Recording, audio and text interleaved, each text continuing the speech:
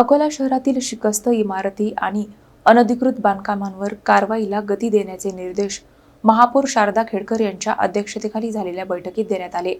Notice बजावूनही कारवाई न करणाऱ्यांवर मनपा थेट निष्कर्षणाची कारवाई करणार आहे।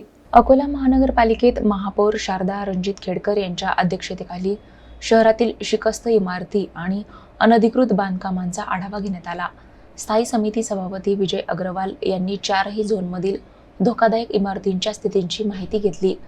पूर्व झोनमध्ये 58, पश्चिममध्ये 90, उत्तरमध्ये 75 आणि दक्षिण झोनमध्ये 2 अशा एकूण 225 शिकस्त इमारतींना नोटीस बजावण्यात आल्याची माहिती यावेळी देण्यात आली।